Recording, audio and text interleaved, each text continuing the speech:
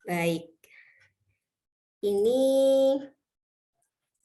Olive sudah masuk, alhamdulillah, tapi tidak apa-apa saya coba untuk membuka di awal. Teman-teman, hari ini di Peace Dialog kita akan berdiskusi ya bersama dengan Cak Budi dan juga Ko Anjo.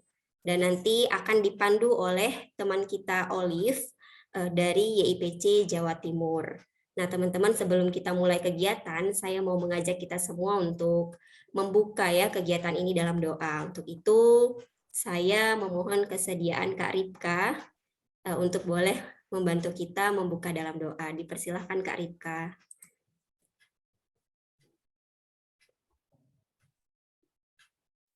Saudara semua, mari kita bersatu di dalam doa. Ya Allah, ya Tuhan kami, mengucapkan syukur untuk setiap kebaikan-Mu sehingga kami bisa berkumpul bersama-sama untuk melakukan dialog kami. Kiranya apa yang kami lakukan itu semua boleh berjalan dengan lancar. Berkati juga buat setiap pembicara yang akan menyampaikan materinya, biarlah para pembicara bisa menyampaikan materinya dengan lancar juga. Terima kasih ya Tuhan. Kami serahkan semuanya ke dalam tangan-Mu, di dalam nama Yesus Al-Masih kami telah berdoa dan mengucapkan syukur. Amin. Amin. Terima kasih banyak Kak Ripka. Selanjutnya teman-teman kita akan memulai diskusi kita hari ini akan dipandu oleh Olive, teman kita dari YIPC Jawa Timur yang saat ini sedang di Yogyakarta untuk sebuah kegiatan. Kepada Olive saya persilahkan. Oke, terima kasih Kak Anissa. Apakah suara Olive terdengar jelas? Jelas. Jelas. Terima kasih Pak Anjo dan Pak Budi. Saya akan memulai diskusi kita pada pagi hari ini. Saya kira masih pagi ya, jam 10 ya. Karena siang biasanya orang-orang budaya jam 12. Jadi saya akan mulai dengan sebuah pantun untuk narasumber kita dan para peserta. Jadi buah apel siap dimakan bareng sama Kak Anita. Selamat datang saya ucapkan kepada para narasumber dan peserta yang telah datang. Terima kasih banyak teman-teman semuanya. Assalamualaikum warahmatullahi wabarakatuh. Namo Buddhaya, Om Swastiastu, salam sejahtera, rahayu, rahayu, salam peace, salam teman-teman. Perkenalkan, saya Nur Khalifah atau Olive. Saya akan menjadi moderator kita pada diskusi pagi hari ini, yaitu mengenai Peace Dialog, perdamaian, apakah bersyarat, berdasarkan dengan kajian kitab suci dengan narasumber kita yang pertama yaitu Pak Budi Rudianto. Beliau merupakan dosen Universitas Andalas Padang, dan yang kedua ada Bang Adrias Jonathan atau biasa kita panggil Ko Anjo. Beliau adalah dosen Universitas Kristen Immanuel sekaligus founder dari Young Interfaith Peacemaker Community Indonesia, teman-teman. Nah, nggak usah lama-lama ya, karena kelihatannya teman-teman di sini udah pada excited untuk diskusi kita pada pagi hari ini. Saya langsung berikan waktu kepada Pak Budi Rudianto untuk memulai diskusi kita pada pagi hari ini. Silahkan Pak Budi. Atur nuwun, Olive. Biasanya panggil Cak Budi, Olive. Oke, punten. Baru ketemu ya. Iya, saya panggil Cak kalau gitu biar lebih. Siap. Bisa namanya Cak Har nih. Ya. Izin guru saya Ko Anjo ya. Baik, a'udzubillahi minasyaitonirrajim. Bismillahirrahmanirrahim. Assalamualaikum warahmatullahi wabarakatuh. Salam shalom teman-teman. Pagi hari ini kita ngobrolin tentang perdamaian ya. Boleh Mbak Olive atau teman-teman yang host aku share screen ya. Oke, silakan Kak Anissa. Boleh langsung bisa, Cak. Langsung ya. Oke. Iya. Baik. Thank you. Jadi ini aku coba buat coret-coret sedikit. Ya. Kalau LIPI pernah mengatakan Bapak Perdamaian Dunia itu Gus Dur, Allah yarham. Sampai sekarang pun para malaikat pun, terutama malaikat yang bagian ngitung atau yang bertanya, sampai sekarang belum ada pekerjaan, masih duduk-duduk di bawah pohon dekat makamnya Gus Dur itu. Karena saking baiknya beliau ya, mudah-mudahan perjuangan beliau diteruskan oleh anak cucu kemenakan kita, dan mudah-mudahan YIPC adalah salah satu yang mewarisi pesan-pesan damai beliau. Perdamaian bersyarat, ya sebetulnya kalau pertanyaan ini kita lemparkan, tentu dari bahasa hati yang paling dalam, ya sudah unconditional peace gitu sebetulnya ya. Tidak ada persyaratan dalam damai itu.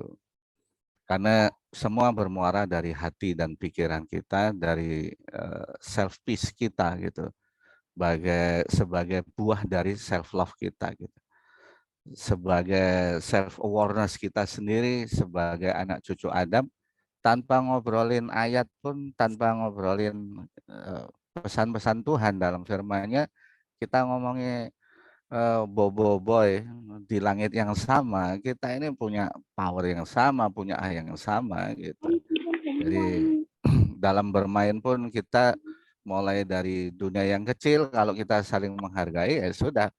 Kalau anak-anak main meskipun antem-anteman, tapi habis itu ya damai juga gitu. Ketika reuni 40 tahunan, waduh, sudah ceritanya berkumpullah di masyarakat Jancukar gitu, mania gitu ya. Oke, damai itu enggak ada yang namanya rusuh, enggak ada perang, enggak ada perpecahan, alias aman, rukun, dan tentram. Ini kalau definisi standar gitu ya. Jadi pesan damai, kamus pun, kamus ini menurut kamus sebetulnya ya didefinisikan dengan sangat simpel, sangat sederhana. Tidak ada rusuh hati kita, tidak ada rusuh kita dengan Olive, dengan Ko Anjo, tidak ada perpecahan antara teman-teman YIPC, tidak ada perpecahan pikiran kita. Aja mau makan ah. Nah, yang makan boleh. Ya, santai aja itu. Jadi kita itu aman, rukun, dan tentram gitu ya. Ini meskipun ada data gitu ya, jadi aku ambil dari War and Peace, data konflik mulai dari setelah tahun 45, yang namanya konflik itu selalu ada gitu. Ya, yang namanya konflik sebagai antitesis dari perdamaian itu selalu ada. Hari-hari ini sedang menikmati, disuguhi oleh peperangan yang menewaskan, menghancurkan orang-orang yang ada di sekitar area peperangan itu sendiri. Baik, udah masih bisa nyambung ya. Internetku kayaknya agak sedikit ini juga. Hayden Robinson pernah menyampaikan satu gitu, dan ini sepertinya banyak yang pakai.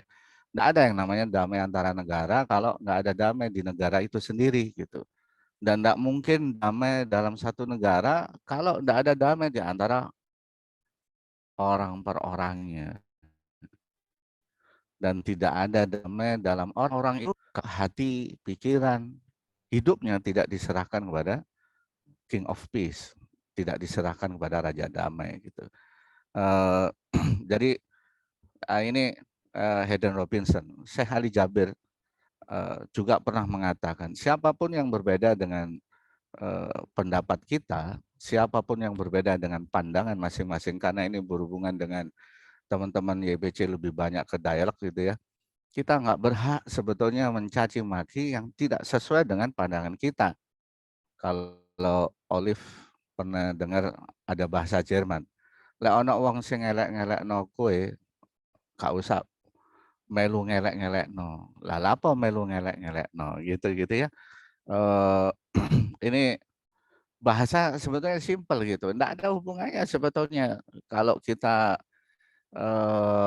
berhenti diam sebentar bahwa ternyata urusan damai itu memang berawal dari aku dengan Tuhan. Bagaimana hubunganku harmonis, seberapa harmoni antara aku dengan Tuhan. Banyak ayat yang kemudian berbicara tentang firman-firman Allah itu, firman Tuhan, banyak yang berbicara tentang damai ini. Tapi izinkan di kesempatan yang keren ini kita batasin bahwa unconditional peace gitu ya. Bahwa damai itu sebetulnya nggak terbatas. Bahkan sebetulnya nggak ada area-area wilayah teritorial gitu ya. Ada satu kisah mungkin ini boleh sedikit sharing sebelum ketemu Mas Anjo dulu. Tahun piro Mas yo di sebelah kafe angkringan itu. Kita ngumpul di kafe Semesta di Jogja gitu tahun 2014 atau 15 lah. Tapi di Padang sendiri kita ada kisah yang juga romantis banget gitu ya. Kenapa aku sebut romantis? Karena ada dialog interfaith di UIN Imam Bonjol. Pembicara dari Amerika 2 orang, dua-duanya pendeta, satu dari Peace Catalyst. Kita enggak ngobrol karena di acara, tapi begitu selesai acara, kami bertiga itu seperti ada magnet gitu. Seperti ada magnet padahal enggak kenal, enggak pernah ngobrol gitu ya. Seperti ada magnet berpelukan dan tumpah air mata. Nah, itu yang melatar belakangi bahwa ya ini unconditional peace itu berawal dari bibit benih baik yang berupa self love tadi, cinta itu. Ya kenapa? Because God is love gitu ya. Karena Allah itu Ar-Rahman Ar-Rahim gitu. Mulai dari diri, ya ini beberapa kalimat. We find peace in your life. Kalau kita sudah menemukan yang namanya damai di hati, banyak ya teman-teman mungkin untuk cari damai, teman-teman waktu mancing itu kan enggak nyari ikan sebetulnya, tapi cari suasana gitu. Teman-teman yang punya, yang bisa beli tongkat golf, bisa sewa lapangan, mungkin ya kalau dilihat ya lucunya anak cucu Adam aja bola dipukul, kemudian dikejar, hanya untuk memasukkan di satu lubang yang kecil gitu. Lubangnya pun dibuat sendiri. Dan baru dia bisa merasakan, wah gitu, ada suasana. Spirit itu akan datang, kemudian merimain kita, mengajarkan kita, dan kemudian memberdayakan kita, sehingga kita menjadi alat sebagai tools atau sebagai tangan Tuhan di dunia ini. Kenapa? Karena begitu roh Allah itu sudah masuk sebetulnya, ruh cinta, ruh kasih sayang. Tidak mungkin kita ini mau menyakitin Koh Anjo, mau menyakitin teman-teman itu tidak mungkin. Seandainya ada sedikit high loud gitu, ada sedikit nada yang tinggi gitu, higher loud gitu, suara yang lebih tinggi, lebih keras sedikit itu pun bisa jadi itu karena ya kita manusianya juga gitu. Tapi percayalah bahwa tidak ada kebaikan. Tidak ada kebaikan bisik-bisik seperti ini. Tidak ada kebaikan kita dialog. Kecuali dialog tentang mengajak manusia, mengajak kita untuk selalu memberi sedekah. Au ta'muruna bil ma'ruf dan islahu bainan nas. Jadi istilah damai di dalam Al-Quran sendiri itu banyak. Selain salam tentunya ada islah, ya, mengadakan perbaikan, kemudian akar kata rahmat, rahman rahim itu juga mengarah ke sana juga. Ya, jadi islahu bainan nas. Jadi peran kita ini sebetulnya teman-teman yang hari ini hadir atau teman-teman yang sudah dialog tadi ada komunitas damai dialog mahasiswa ya. Mudah-mudahan ini juga jadi bagian-bagian yang kemudian menjadi virus-virus damai, virus kebaikan-kebaikan yang menjadi benteng-benteng di sudut-sudut ruang kehidupan itu yang ketika muncul konflik teman-teman bisa hadir di sana. Kenapa? Karena damai sejahtera Allah itu melampaui segala akal. Tidak mungkin dihitung-hitung itu, tidak masuk akal. Filipi pasal 4 ayat 7 dan 8 ini memang menjadi stimulan juga. Ya, dia melampaui segala akal. Kalau melampaui, kalau namanya melampaui ya minimal kalau kita pakai akal-akalan masuk jari arek-arek gitu. Kalau dipikirin masuk Pak D gitu. Kalau pakai logik mesti bisa gitu.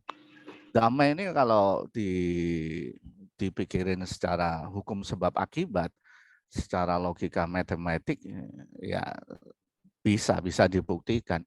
Maka ada teorema yang mengatakan bahwa kalau jika orang-orang itu paham matematik, logika matematika, tidak mungkin berbuat salah juga. Kalau ada premis salah-salah jadi benar gitu kan. Kalau ya artinya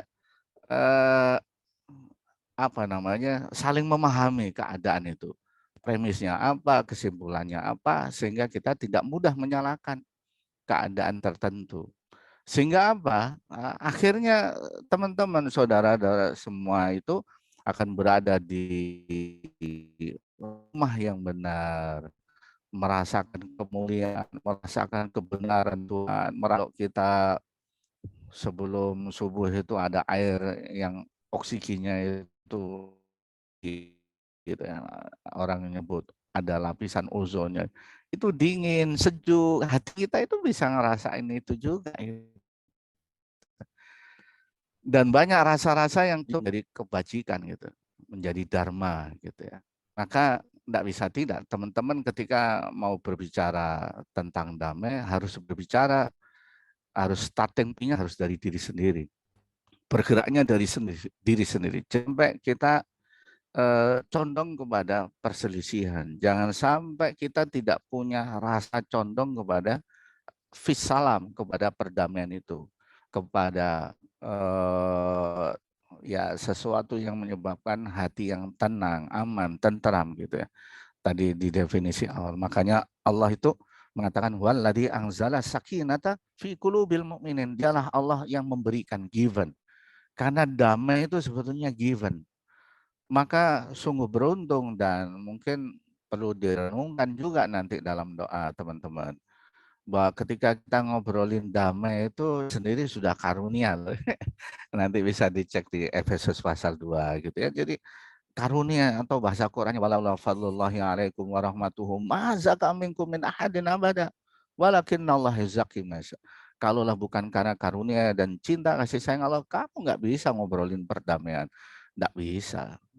Karena Tuhan berkehendak, maka condonglah kepadanya, kepada perdamaian ini, dan bertawakallah. Kita nggak bisa, kita berkehendak damai misalnya dengan teman-teman yang lain. Ya, kalau Tuhan izinkan belum bisa ya nggak bisa. Tapi begitu kalau Tuhan memilih kita jadi pelayannya, servant of God. Sekarang ada kepemimpinan servant of leadership gitu ya. Kita akan mampu menjadi sarung tangan, menjadi apalah alat yang kemudian Tuhan pilih, Tuhan gunakan untuk memberikan percik-percik damai itu. Atau boleh kita cek juga di Kolose 3:15 bahwa hendaklah damai sejahtera itu kemudian menjadi apa ya? Yang menjadi lead gitu ya. Jadi kalau ingin jadi good leader itu kan kata teman-teman yang ngobrolin leadership kan harus jadi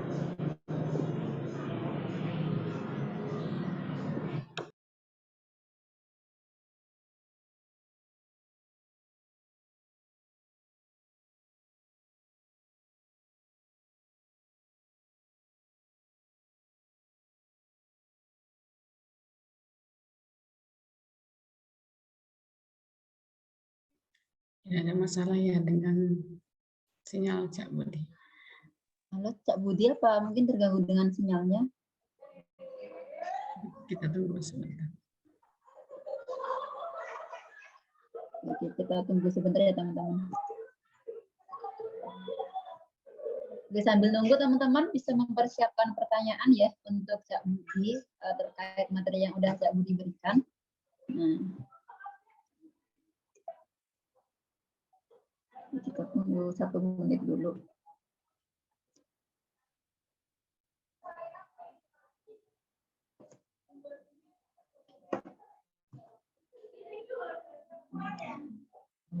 Oke. Apakah sudah masuk Kak Tialin?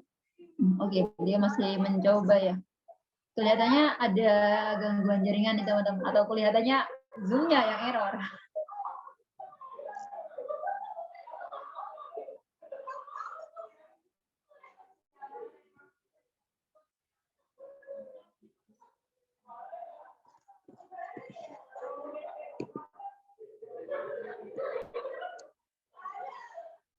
Oke, apakah Cak Budi sudah masuk kembali?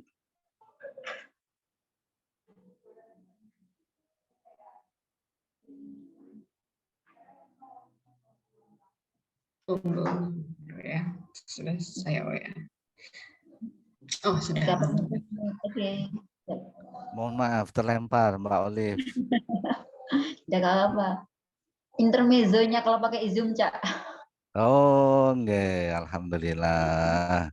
Hebatnya Oke, hati yang damai itu kan gitu, Mbak. Melihat dari sisi kebaikan kan.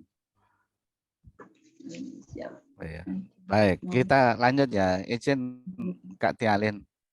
Kak Tialin ini yang mengarahkan. Oke, setelah kita tahu apa namanya mendefinkan si peace tadi, damai, kemudian kita mulai dari diri sendiri. Nah, itulah modal hidup kita sebetulnya. Dan modal hidup bukan hanya untuk kita sebagai personality, tapi juga kita jadi modal hidup sebagai makhluk sosial. Mau enggak mau, suka tidak suka, kita harus menjadi agen of peace-nya itu. Jadi bahkan Nabi Muhammad pun mengatakan seorang muslim itu dikatakan muslim, dikatakan dia menjadi juru damai. Muslim itu kan juru damai juga gitu ya. Yang mampu memberi rasa damai pada muslim yang lainnya dan orang juru damai yang lainnya. Kalau Tialin duduk sama Olive, kalau apa ada sedikit satu titik ada penyakit hati, wah enggak mungkin bisa duduk berdampingan. Jangankan duduk berdampingan. Kalau aku misalnya nggak enak hati sama Tialin, lihat wajah Tialin dari jauh aja rasanya gitu kan. Nggak bisa. Jadi ukurannya sederhana sebetulnya teman-teman. Setelah kita tadi mulai dari diri sendiri, kemudian kita jadikan modal untuk hidup bersama, nah sudah waktunya kita mau nggak mau kita nggak bisa melayani Tuhan itu dalam kesendirian itu nggak bisa. Tapi kesendirian itu kita gunakan modal untuk bermasyarakat. Tes aja kualitas damai kita, kualitas cinta kasih kita itu seberapa ya ketika kita duduk bareng dengan teman-teman pang, duduk sama tukang beca, duduk sama apa namanya debt collector misalnya gitu. Ya itu harus dites gitu ya, harus dites. Jadi tidak harus berdiskusi secara tidak harus berdiskusi secara intelektual, tapi diskusi secara spiritual itu juga penting. Diskusi secara emosional juga penting. Kenapa? Karena peace is ours gitu ya. Remind spirit kita menjadi healing bagi semua orang. Ya healing ini kan ya obat kalau orang-orang yang sudah hatinya bermasalah gitu. Makanya barang siapa yang mengasihi aku, wah sudah deh. Kalau bahasa Al-Qur'annya juga begitu. Wa atiullah atiur rasul la'allakum turhamun. Agar kamu diberikan damai, agar kamu diberikan kasih sayang. Barang siapa yang memegang perintah dan melakukannya, dialah yang mengasihi aku. Maka kata Allah, barang siapa yang mengasihi aku, ia akan dikasihi oleh Bapakku. Dalam bahasa yang lain, mal la yarham wa la yurham. Barang siapa yang tidak menyayangi, maka jangan berharap bisa disayangi oleh yang lain. Bahkan kalau kita bisa dengerin bukan hanya dialog kita gitu ya, kayak King of Solomon gitu, Raja Sulaiman itu semut-semut pun bisa berdamai dengan dia gitu. Kita apa ya, alam itu harus menyambut. Kemarin enggak tahu ini ikut enggak, ada anak-anak kita namanya Asratul Hasanah, beliau kemarin ikut satu program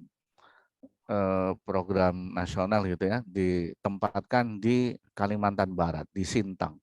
Perjalanan dari ibu kota provinsi itu 2 hari. Dia berada di satu daerah yang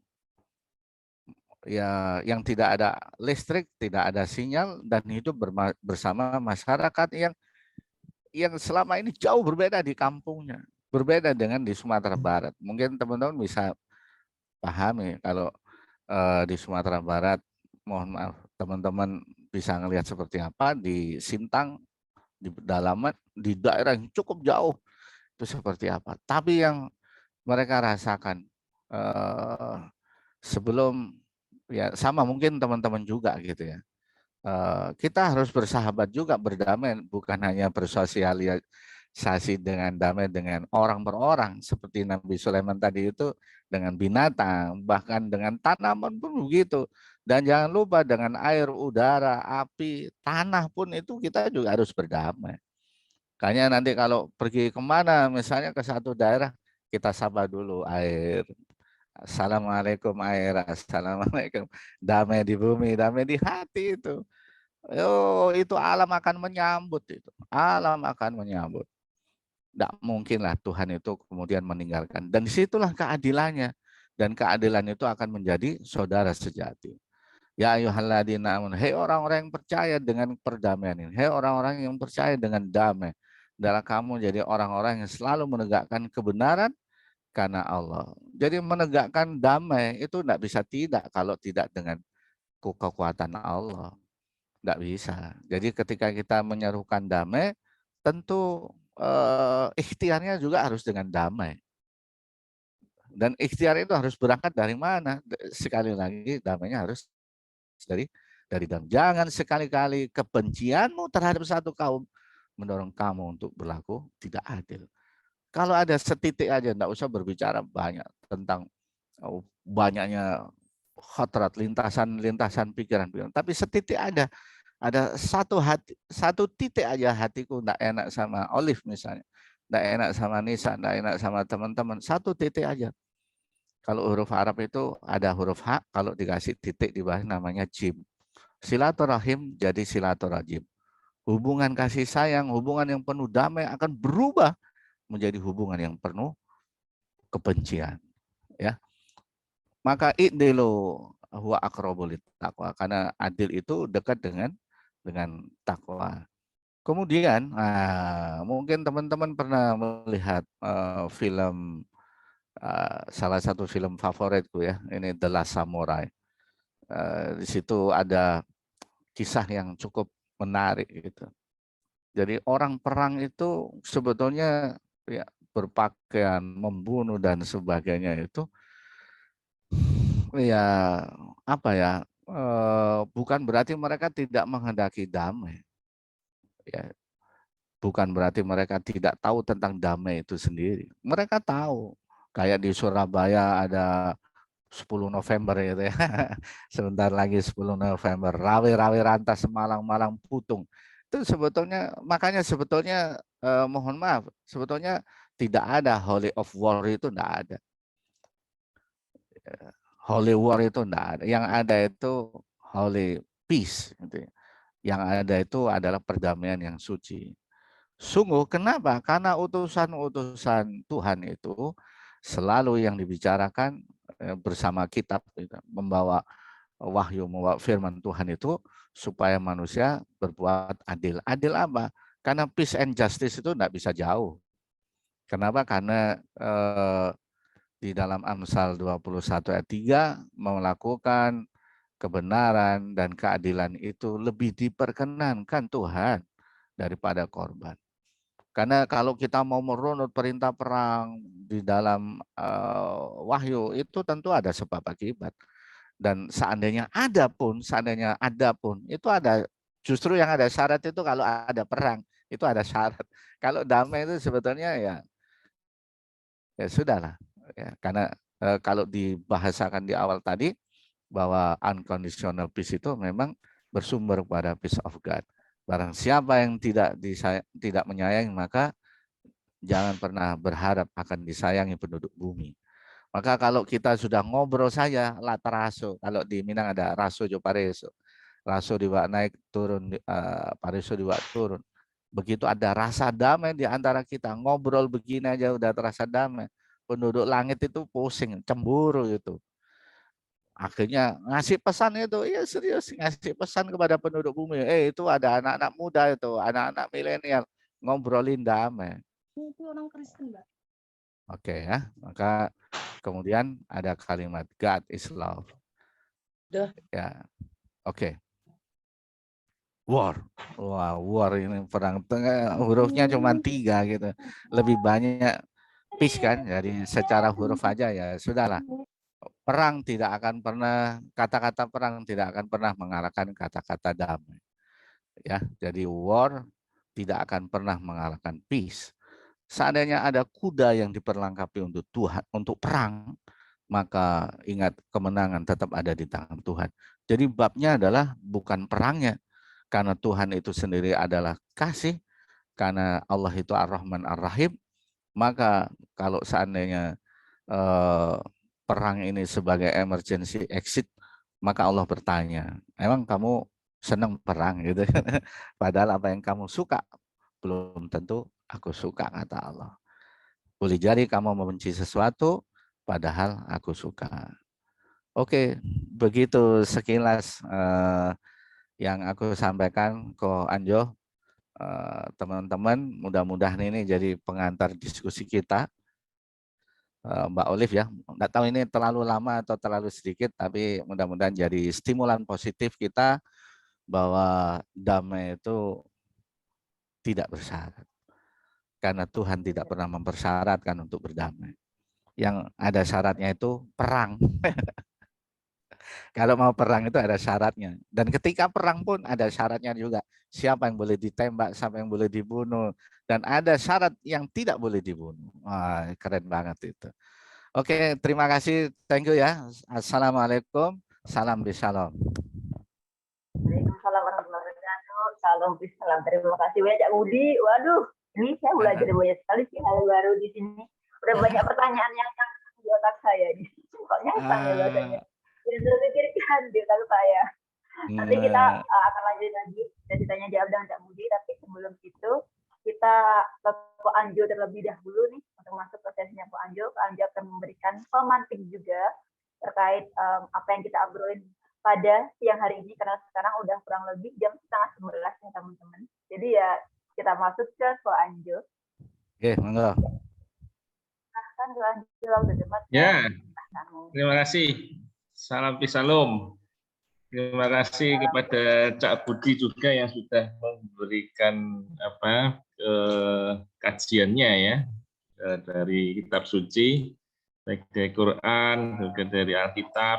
Ya, itu menjadi keunikan Cak Budi yang selalu bisa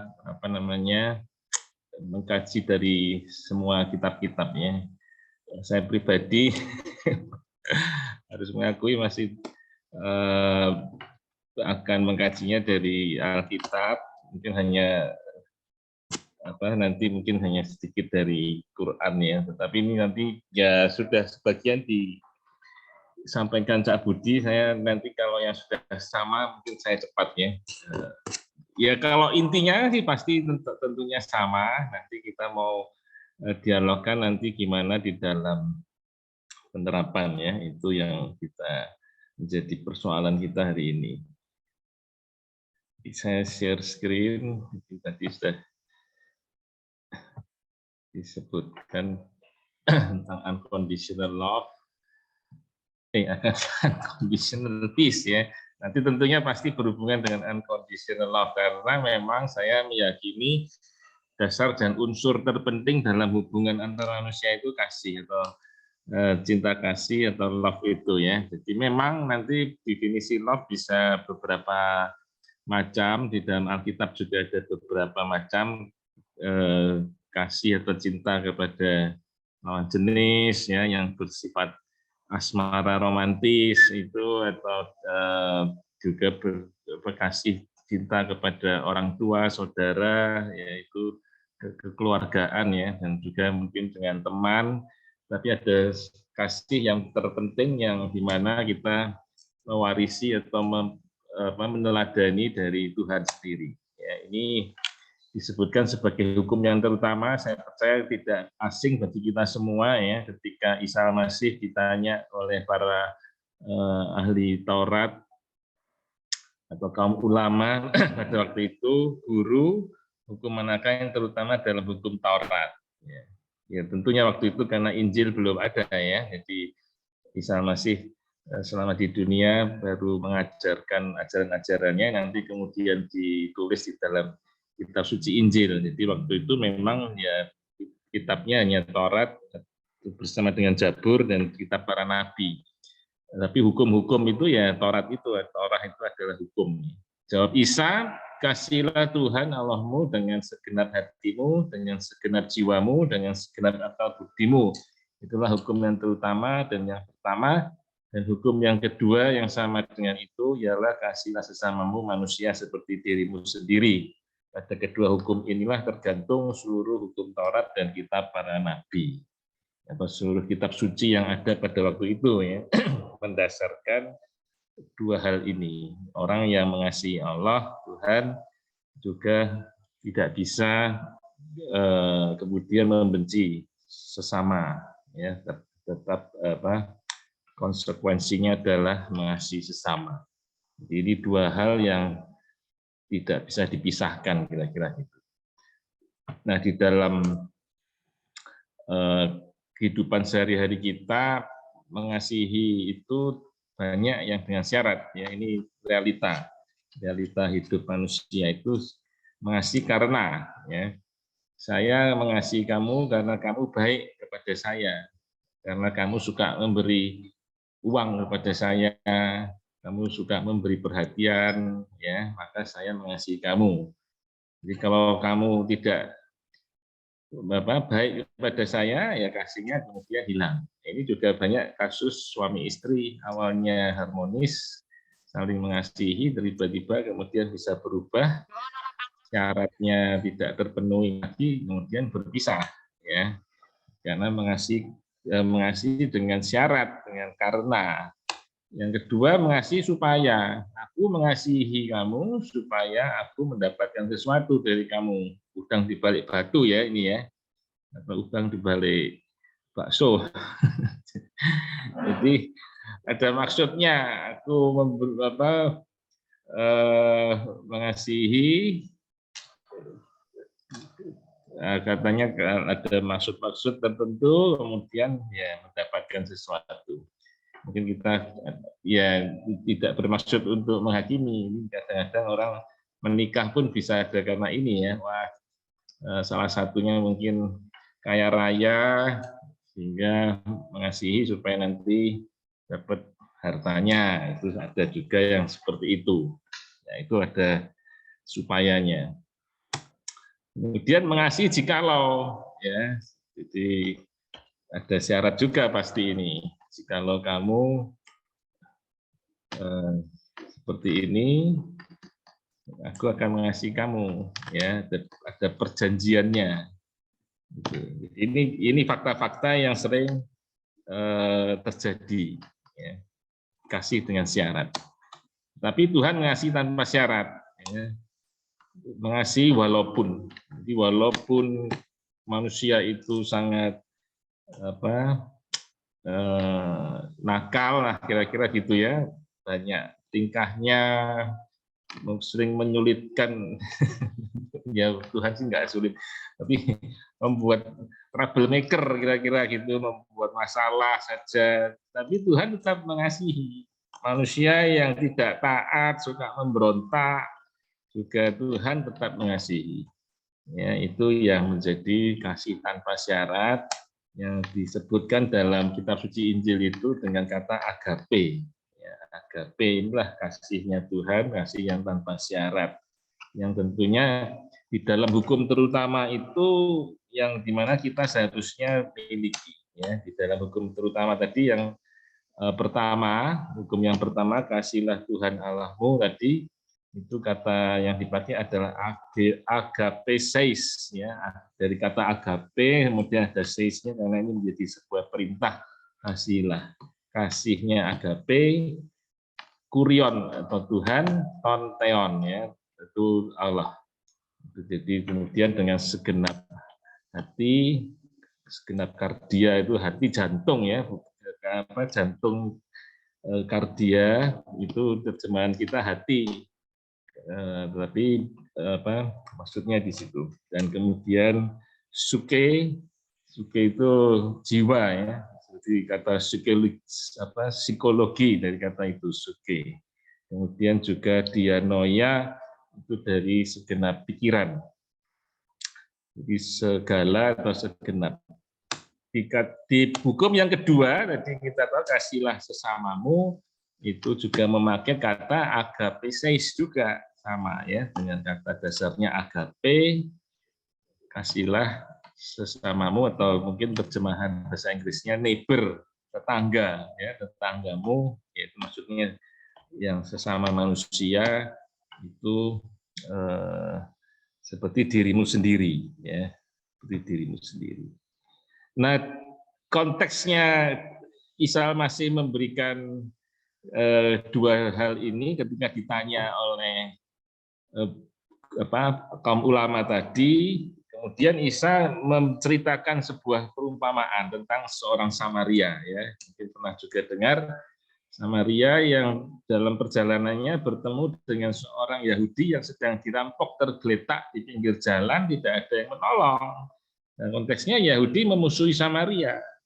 Harusnya orang Samaria ini karena melihat orang Yahudi, biarin aja. Dia suka memusuhi saya, ngapain saya tolong? Tetapi ternyata mengasihi sesama, atau dalam hal ini tetangganya Yahudi itu, ya, orang Samaria ini mereka bertetangga, ya, itu justru menolong. Ini sebuah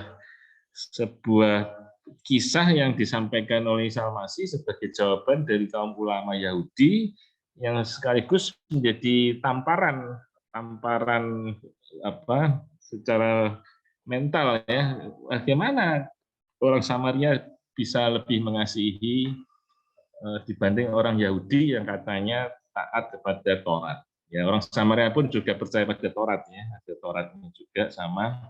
Tapi artinya orang Samaria itu dimusuhi oleh orang Yahudi karena dianggap tidak murni, sudah tercampur dengan orang-orang non-Yahudi. Mereka orang Yahudi masih murni begitu, ya. Tapi inilah yang ditunjukkan bahwa, ya, harusnya mengasihi siapapun termasuk musuh. Jadi harusnya tidak memusuhi orang Samaria, karena bahkan Samaria sendiri yang dimusuhi malah mengasihi orang Yahudi. Isa Al-Masih juga di kesempatan lain juga menyampaikan ajarannya. Ini sesuatu yang juga terkenal karena disebut dengan khotbah di bukit. Khotbah di bukit ini ada satu rangkaian pengajaran Isa Al-Masih. Di sana dikatakan salah satunya, ya, apabila kamu mengasihi orang yang mengasihi kamu, apakah upahmu? Bukankah pemungut cukai juga berbuat demikian? Nah, pemungut cukai itu dianggap sampah masyarakat, ya, pendosa, orang yang profesinya itu dosa. Pemungut cukai itu bukan hanya petugas pajak di Indonesia seperti sekarang. Mungkin ini seperti orang pajak zaman dulu lah. Kalau bicara pajak itu pasti ada korupsinya, ada pungutan liarnya.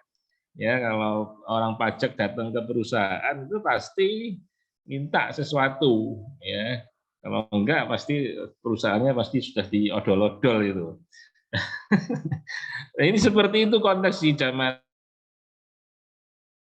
pemungut cukai, memungut, memaksa orang demi kepentingannya. Jadi ini dimusuhi oleh masyarakat, dihindari, ya, dikucilkan, pendosa. Nah, kalau pemungut cukai juga melakukan seperti itu, nah, kamu nggak ada bedanya dengan pemungut cukai, orang-orang yang profesinya berdosa itu, ya.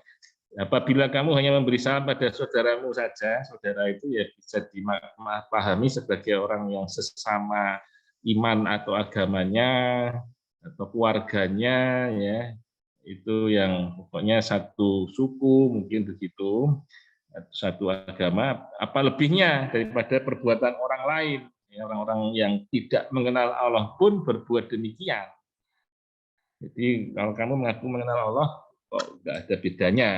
Buat apa? Kira-kira gitu ya, tegurannya Isa Al-Masih. Jadi memang yang dimaksudkan di sini tentunya ya kamu jangan begitu, ya. Jangan hanya mengasihi orang yang mengasihi kamu. Mengasihi musuh juga itu sesuatu yang harus dilakukan. Ya, jadi bukan hanya mengasihi saudara, tetapi semuanya. Ini dibuktikan ucapannya Isa Al-Masih ini dibuktikan oleh Allah sendiri ketika dikatakan dalam surah Rum itu, akan tetapi Allah menyatakan kasih-Nya kepada kita karena Al-Masih telah mati untuk kita ketika kita masih berdosa, ya. Ketika kita itu masih melawan Tuhan, masih memberontak, tidak mau taat kepada Tuhan dengan dosa-dosa kita, itu Tuhan sudah menyatakan kasih-Nya. Masih mau mati untuk supaya kita ditanggung hukuman dosanya itu.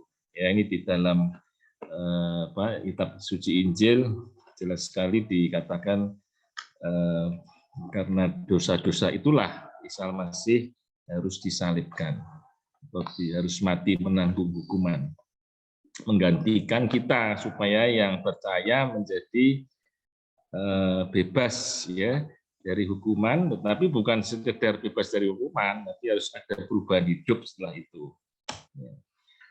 Di dalam surah yang lain, 2 Korintus 5, dikatakan semuanya itu berasal dari Allah yang telah mendamaikan kita dengan dirinya melalui Al-Masih. Jadi Allah sendiri yang berinisiatif untuk menjalankan perdamaian, ya, mendamaikan melalui Al-Masih yang diutus oleh Allah juga, melalui pengorbanannya itu, dan mempercayakan kepada kami tugas mulia untuk mengusahakan perdamaian itu. Jadi perdamaian ini jelas dari Allah, Allah yang sudah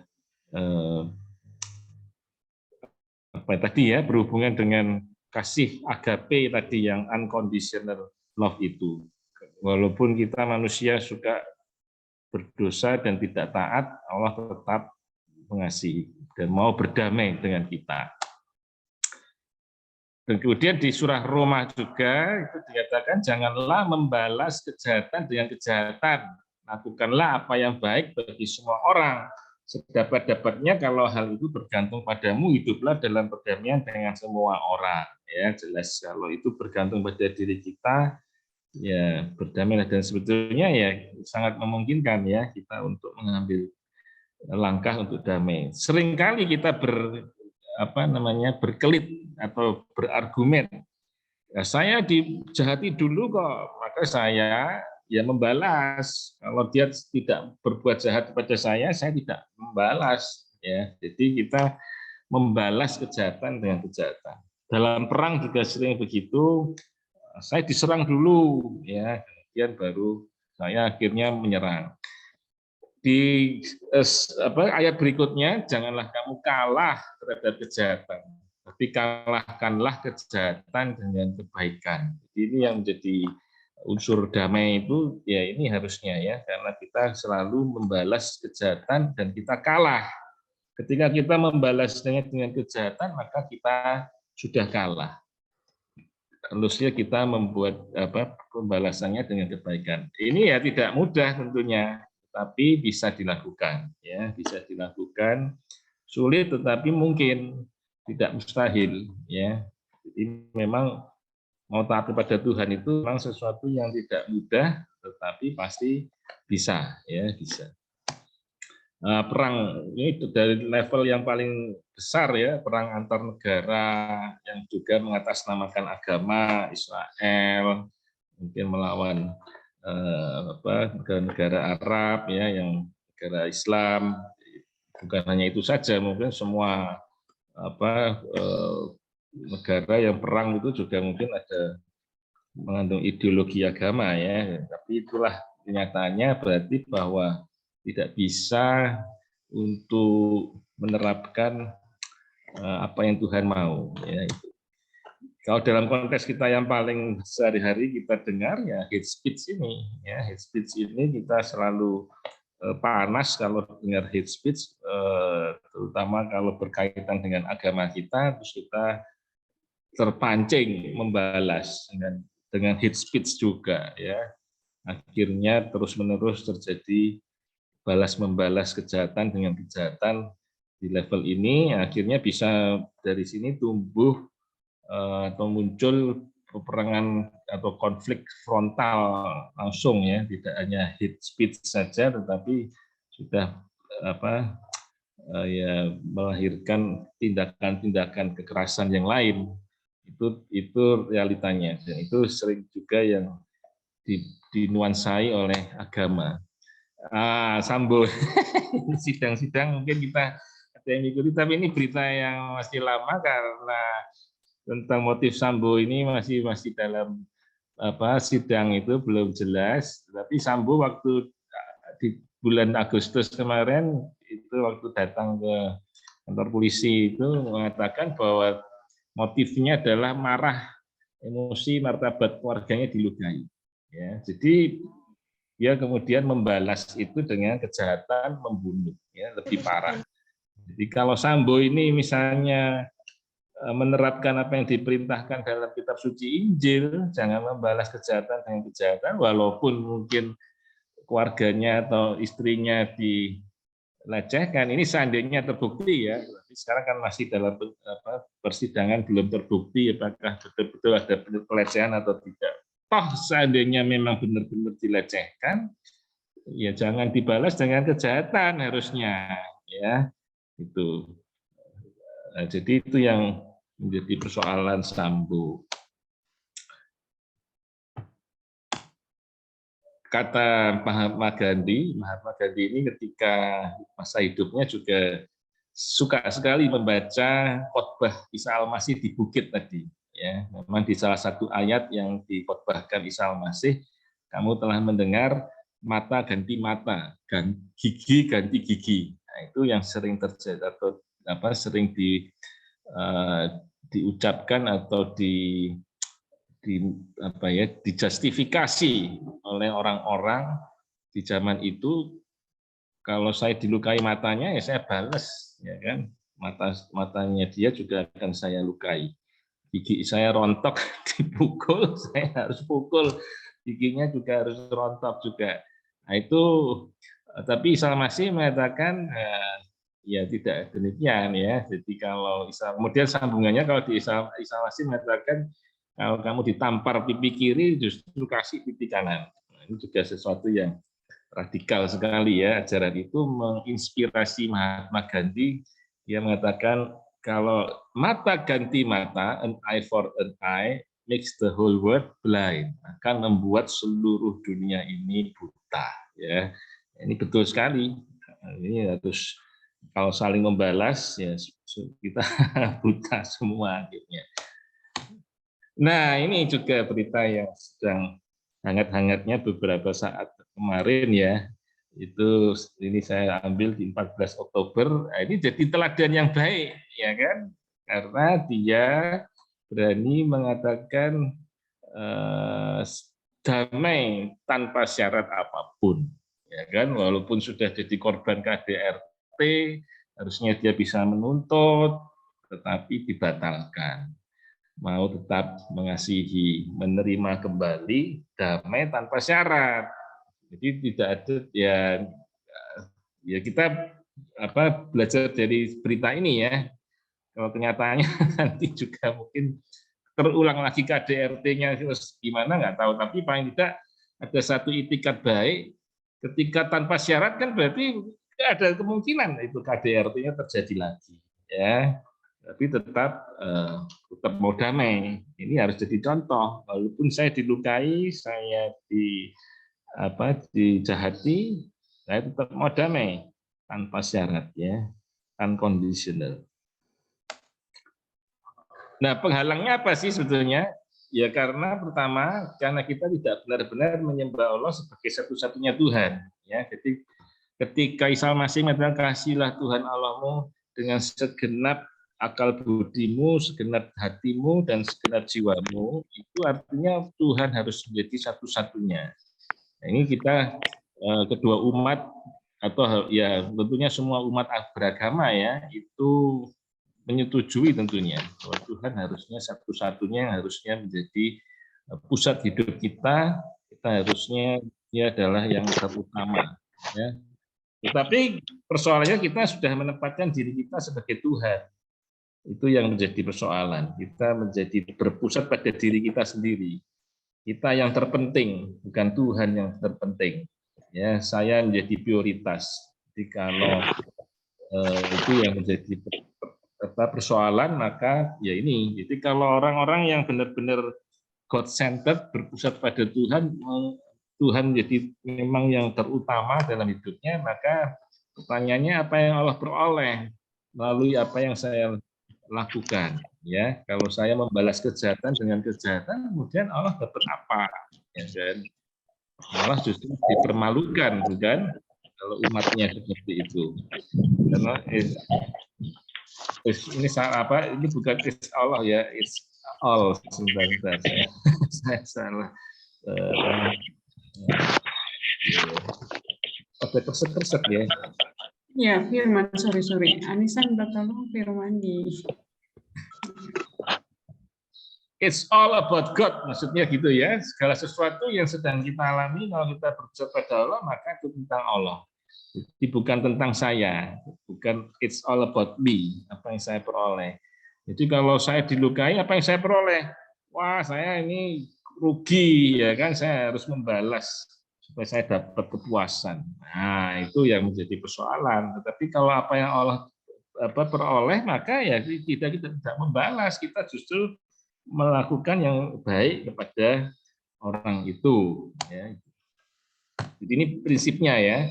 Di dalam Roma juga dikatakan sebab segala sesuatu adalah dari Dia, oleh Tuhan ya, dan kepada Tuhan, bagi Tuhanlah kemuliaan sampai selama-lamanya. Ini artinya bahwa apapun yang saya hadapi, saya dibenci orang, saya dimusuhi orang, saya dilukai orang, ya kan, itu harusnya kembali bagaimana di dalam kondisi seperti itu Tuhan bisa dimuliakan melalui hidup saya, ya itu. Jadi kalau saya membalas pasti tidak memuliakan Tuhan. Saya harus membalasnya justru dengan kebaikan, maka Tuhan dimuliakan, ya itu. Kolose juga mengatakan segala sesuatu diciptakan oleh Dia, Tuhan, dan untuk Dia, ya, untuk Tuhan. Jadi bukan untuk saya, hidup saya bukan untuk saya, hidup saya diciptakan Tuhan untuk Tuhan. Hidup saya miliknya Tuhan. Ya.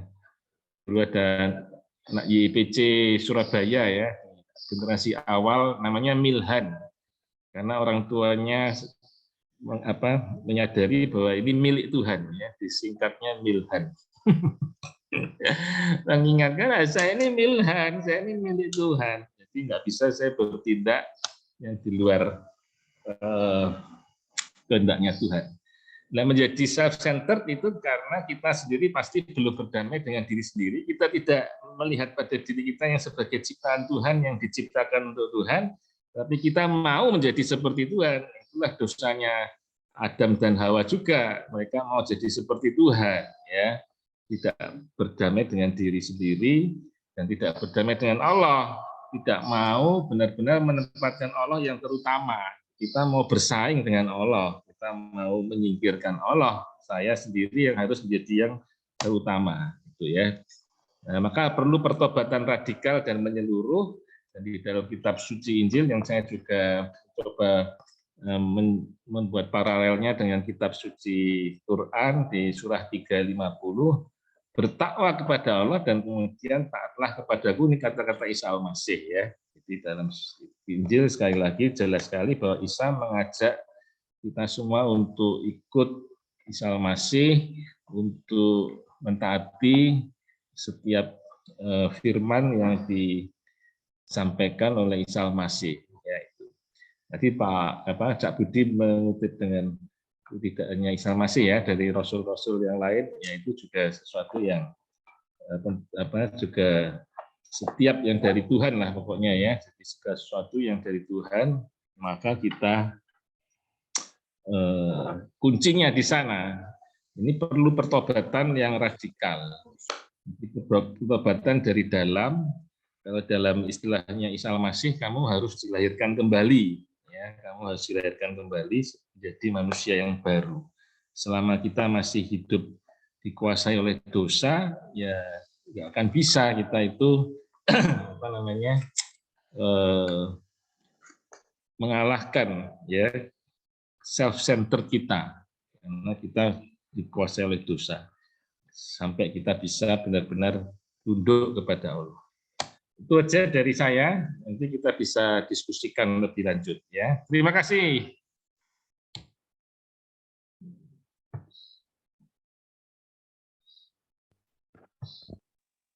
Oke, terima kasih banyak ke Anjo.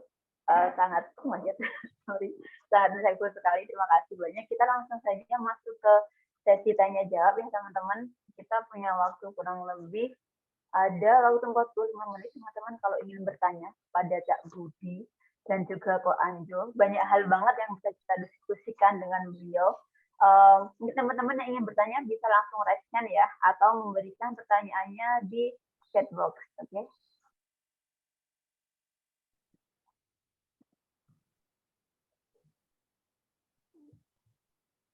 Oke.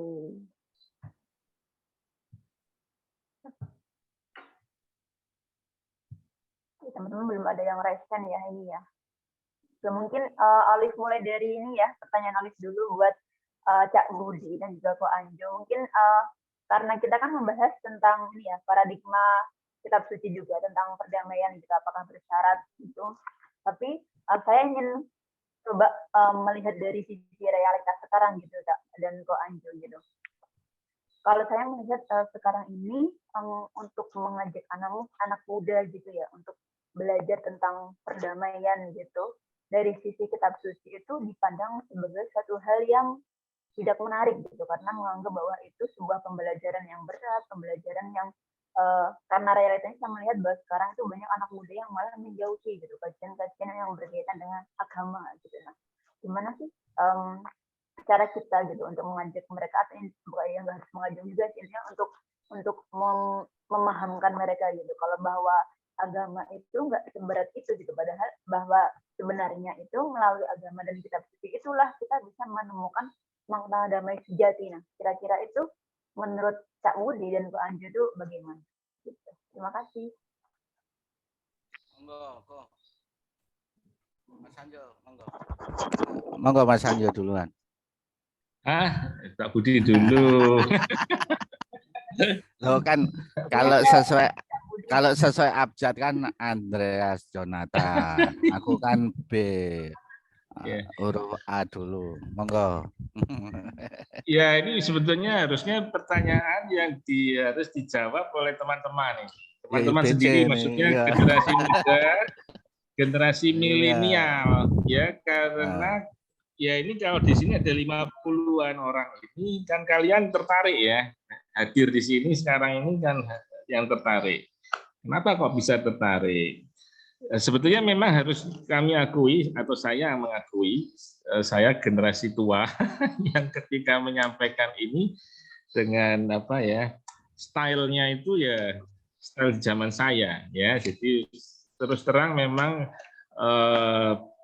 saya terus apa namanya bergumul atau ya sedang bagaimana ya supaya generasi muda ini bisa lebih tertarik. Saya tahu, saya menyadari bahwa pola yang bagaimana cara komunikasi dengan antar generasi itu tidak selalu cocok gitu ya. Jadi orang tua dengan anak, mungkin dulu zamannya orang tua saya dengan generasi saya juga ada yang disebut generation gap, ya kan, ada gap generasi, pola berpikirnya beda, maka terus ada peneliti-peneliti, ada setiap generasi X, generasi Y, generasi Z, dan seterusnya ya, jadi itu memang beda. Nah, tetapi ya itu saya percaya, yang saya percaya Tuhan itu lintas generasi, artinya bahwa dia bisa menarik ya orang-orang untuk kemudian mau atau ada yang punya keinginan untuk belajar kitab suci, belajar firman-Nya. Itu ada, pasti ada ya, ada orang-orang seperti itu. Nah, di setiap generasi yang seperti itu ada. Kalau menurut saya ini generasi itu menjadi tanggung jawabnya orang-orang dalam generasinya. Jadi artinya saya tidak bisa sempurna di dalam menjadi seperti kalian. Ya, tetapi kalian adalah dari generasi ini yang tahu persis. Ini generasi saya ini senangnya seperti apa ya kalau belajar kitab suci. Kalian yang menerjemahkan apa yang didapat dari dosen-dosen ini, ya mungkin kalau kelamaan pasti membosankan, kalian olah, kalian masukkan. Jadi kalau suka main TikTok atau Instagram, nah itu kalian olah dan kalian pakai itu. Kalau saya suruh main TikTok, sudah nggak bisa ya. Itu jadi ya bisa, tapi mungkin harus bekerja ekstra keras untuk melakukan itu. Tapi bagi kalian itu sesuatu yang sehari-hari by default itu kalian ya TikTokan setiap hari mungkin gitu ya, sebagai budayanya kalian. Nah ini yang justru apa yang kami sampaikan kalian olah, kalian terjemahkan dalam bahasa budaya generasi kalian. Kalian paling tahu itu, ya paling tahu gimana itu. Dan ya saya bersyukur kalian menjadi orang-orang yang tetap kepingin belajar, walaupun mungkin cara penyampaiannya tidak terlalu cocok dengan generasi kalian, tetap mau belajar. Nah ini menjadi orang-orang penting yang kemudian nanti bisa mentransfer kepada teman-teman kalian. Itu kalau dari saya, Cak Budi, bukan mau menghindar, tapi harus diakui realitanya generation gap itu terjadi. Kak Budi silakan. Matur nuwun. Mbak Olive, kalau aku lihat di Instagram itu ada teman-teman yang punya bagus gitu ya, ada Quran review gitu ya. Mungkin Mbak Olive pernah tahu, itu menarik bahasanya, sama seperti Ko Anjo tadi sampaikan, bahasanya sudah bahasanya canggih banget lah.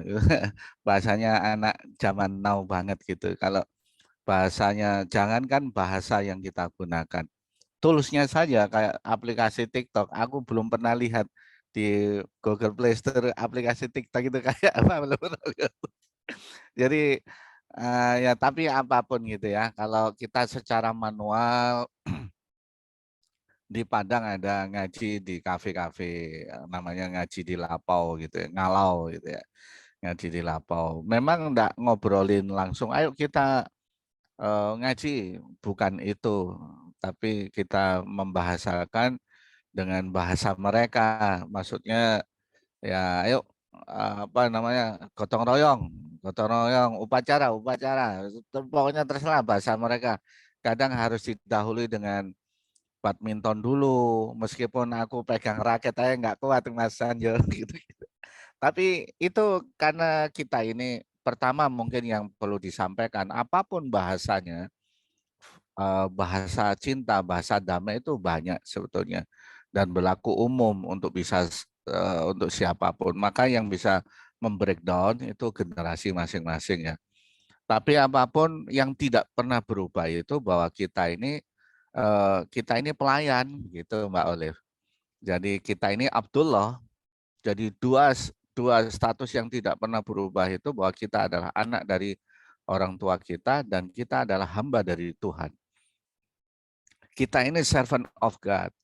Maka kita layani teman-teman. Nyun sewu, mohon maaf.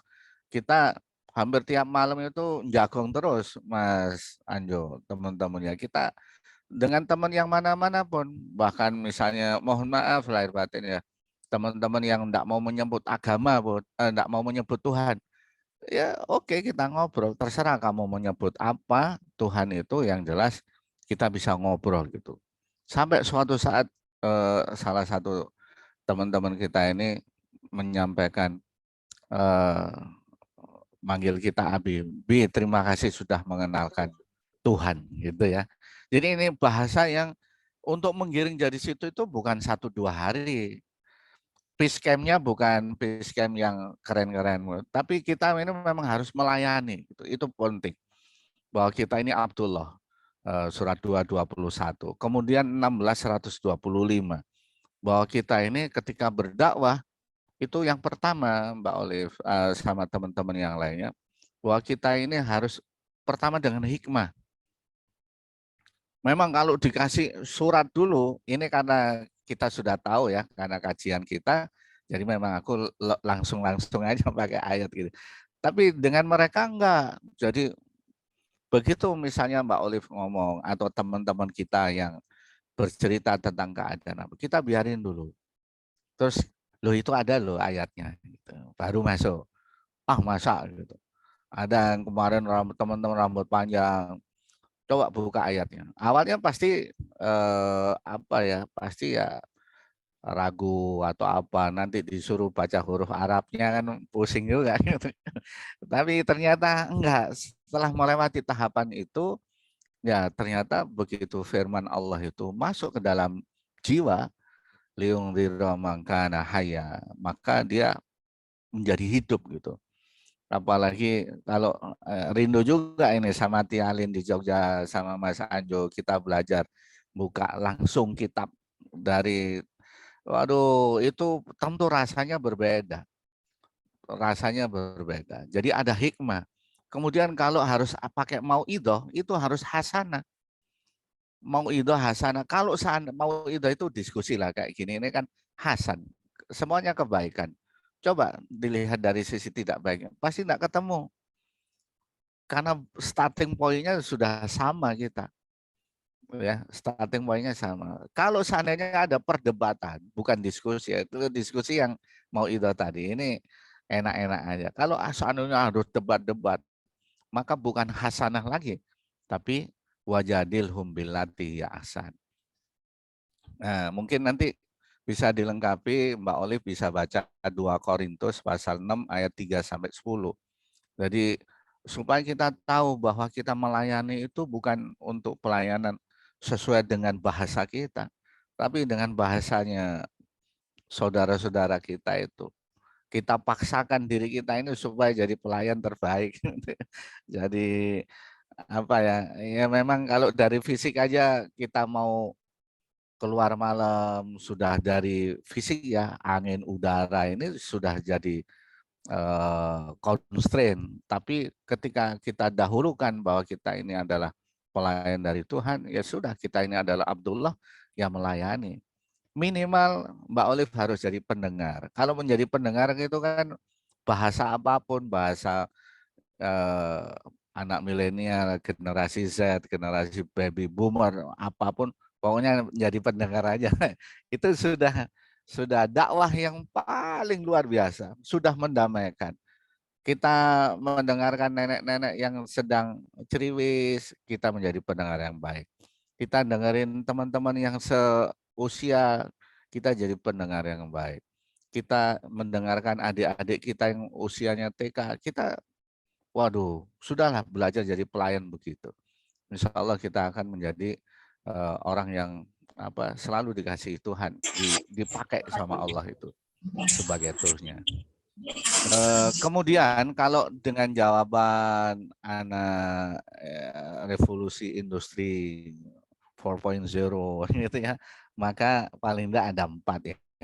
Critical thinking, kemudian creativity, kita harus jadi problem solver, dan jangan lupa sifat kepemimpinannya itu yang dipakai adalah servant of leadership-nya itu. Itu Mbak Olive ya.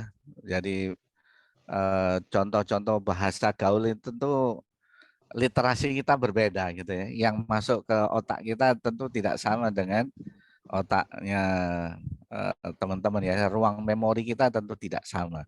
Tapi dalil secara umum bahwa kita harus menjadi pelayan itu akan menguatkan, ya.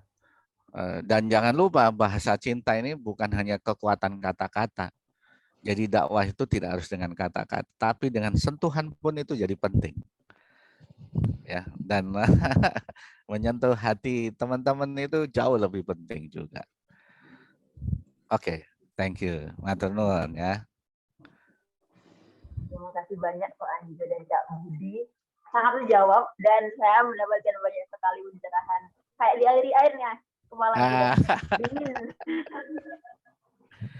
Alhamdulillah. Nah, ini ada pertanyaan lagi. Ya, dari Kepala Suku Jawa Timur, bukan kepala ini, Ibu Kepala. Tapi sekarang lagi bermigrasi ke Jawa Barat ini Kak Budi dan Kak Anjo. Oh, ya. Salam dari Kak Desi Jatim, padahal nggak di Jatim dia. Jadi ada pertanyaan dari Kak Desi, Kak, untuk Kak Budi dan juga Kak Anjo. Apakah Kak Budi dan Kak Anjo pernah merasa lelah nggak sih dalam berdakwah gitu? Kalau pernah, di fase apa atau karena apa alasannya sampai benar-benar merasa lelah gitu? Kemudian karena apa alasan benar-benar lelahnya? Dan juga apa yang membuat Kak Budi jadi semangat lagi untuk berdakwah gitu? Gitu Cak, monggo untuk Cak Budi dan Kak Anjo menjawab pertanyaan dari Ibu Kepala Suku. Terima kasih. Kalau boleh izin ya Mbak Olive ya. Tadi pertanyaannya keren ya. Kalau pertanyaan umum gitu namanya manusia itu kita terbatas. Namanya An-Nas. Ya ayuhan nas, kita ini tempatnya lemah, salah. Kulu bani Adam, setiap bani Adam itu khata'in, salah. Salah satu kesalahannya adalah merasa lemah, merasa capek. Makanya ada ayat wala tahinu wala tahzanu. Jangan kamu lelah, jangan kamu sedih, jangan kamu sedih melihat masa lalumu. Misalnya apa Mbak Nisa ngundang rapat teman-teman YIPC yang diundang 10, yang datang 5 orang padahal sudah lewat setengah jam. Ya ini hal-hal yang kadang-kadang melelahkan. Yang melelahkan itu sebetulnya hati dan pikiran kita, cara memandang peristiwa-peristiwa itu gitu. Itu ya. Kalau fisik memang sunatullahnya memang capek, tapi ada tadi kapan bagaimana ada kalimat ya, Imam Ahmad pernah mengatakan ketika ditanya, kok enggak pernah capek gitu? Iya, kamu boleh capek ketika kakimu sudah melangkah di surga gitu. Baru boleh ada kata lemah. Tapi by the way ya, apapun namanya manusia sekali lagi secara fisik, kadang-kadang enggak usah kita ngomongin aku capek gitu. Tapi nafas kita menarik panjang itu orang sudah tahu. Pasti tanya, Cak lagi capek ya, istirahat dulu gitu. Iya memang benar gitu ya, karena kapasitas kita ini memang terbatas. Dan kalau ditanya kapan, pada saat momentum apa kita capek. Kadang-kadang kita punya harapan yang terlalu lebih. Atau mungkin sebetulnya enggak lebih ya, punya harapan, kemudian faktanya kayak tadi contohnya kita datang rapat, sudah datang menyempatkan waktu, sementara teman-teman yang lain ini realitanya kan sering begitu ya. Realitanya ternyata teman-teman pada yang tidak datang, banyak izin, sehingga kita merasa lelah. Oh, yalla rek kok ngene gitu ya. Dan ini harus segera dialihkan. Dialihkan dengan innalladzina amanu walladzina hajaru, harus bergeser, harus move on. Tidak bisa kalau kita lelah kemudian kita sampaikan aku capek, tambah capek itu. Law of attraction-nya itu akan membuat kita jadi capek. Maka merubah, menggeser itu mulai dari hijrah, itu mulai dari kita bergeser, move on itu ketika kita merasa capek, kita melihatnya dari sisi ketidakcapean yang lain. Segera dialihkan. Ketika misalnya teman-teman capek menunggu, maka bergerak dengan menulis, kemudian membaca, atau membuat tulisan tentang sesuatu gitu ya. Atau ya apapun lah yang kemudian jadi menerapi hati dan pikiran kita sehingga kita jadi damai dan kemudian bergerak lagi. Mungkin itu secara umum ya. tadi ada beberapa ayat surat 139, kemudian kalau mau ditambah 1884 sama 39 ayat 5354. Nah, gitu Mbak Olive. Matur nuwun. Silakan Mas Anjo. Ya, ini kayaknya Mas Rahmat ini mau garis. Kasih kesempatan Mas Rahmat dulu ya. Iya, monggo, boleh. Silakan Rahmat. Ini kalau mau respon dulu nih. Oh iya, gimana Olive? Memberi tanggapan dulu. Ingin bertanya atau bertanggapan? Ada sedikit tanggapan dan ada sedikit pertanyaan juga. Ya, nggak apa-apa. Ini menurut saya ini harus dialognya cair saja supaya nggak hanya dengan kami berdua yang ini. Jadi setiap peserta itu boleh ngomong juga. Boleh. Siap. Boleh Mas Ahmad. Mas Rahmat. Pak Yai Rahmat Ya, Budi nanti mungkin bisa ceritakan juga untuk cerita versi Cak Budi sendiri. Mungkin itu yang pengen nggak nih didengar gitu sih, Cak. Nah, tapi kita lari ke Mas Rahmat dulu nih. Silakan. Oke. Nggak usah lari Olive, tetap di tempat aja, nggak usah jalan kemana-mana. Oke. Ya, salam shalom teman-teman semua. Salam. Teman-teman Cak Budi dan Bang Anjo, terima kasih atas sharingnya tadi.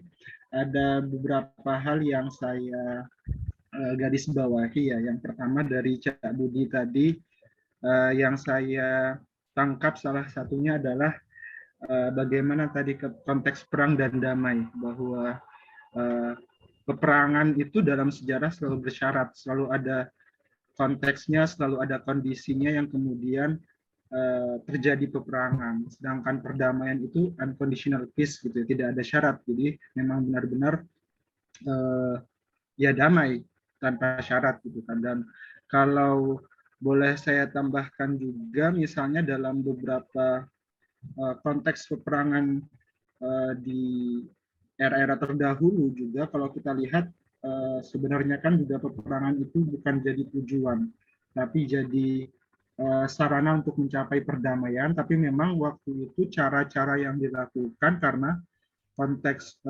orang-orang zaman dulu memang masih lekat dengan peperangan. Sedangkan kita saat ini sudah hidup dalam suasana damai, sudah ada konsep negara bangsa juga yang kemudian mengatur wilayah-wilayah dan tidak ada peperangan.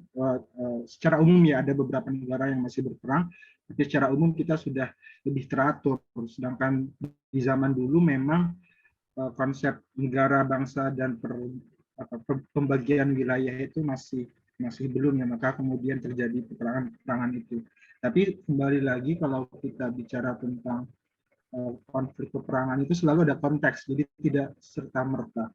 Nah ini mungkin yang menjadi autokritik juga secara khusus karena saya dari komunitas Muslim, tentu saya melihat dari teman-teman Muslim yang misalnya membaca kitab suci itu hanya sebatas membaca ayat-ayat yang bernada kekerasan tadi. Kita tidak menutup mata, memang ada ayat-ayat vital, ayat-ayat peperangan yang kemudian memang menyerang kelompok yang berbeda. Tapi itu ada sabab nuzulnya kalau bahasa teman-teman Muslim ya, ada konteksnya. Nah, sedangkan kalau kita baca ayat-ayat peace, ayat-ayat perdamaian itu universal, ayat-ayat tentang keadilan, kemanusiaan, itu bicara universal,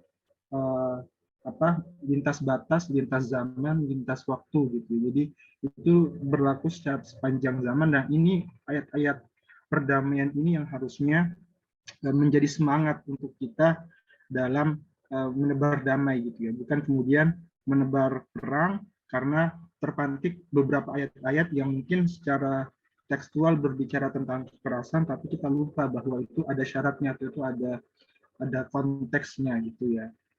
Ayat-ayatnya apa saja itu sudah banyak disampaikan oleh Cak Budi tadi. Jadi sebenarnya Cak Budi itu lebih, walaupun saya belajar Quran, tapi Cak Budi lebih banyak menghafal ayat-ayat dan mengelaborasinya lebih lanjut dalam kehidupan ya. Saya juga belajar tentang hal itu dari Cak Budi. Kemudian yang kedua yang saya ingin sampaikan dan mungkin minta responnya juga ya dari Cak Budi dan Bang Anjo. Yang menarik tadi saya di slide-nya Bang Anjo itu adalah ketika Bang Anjo mengangkat kasus Leslar ya, Lesti Bilar.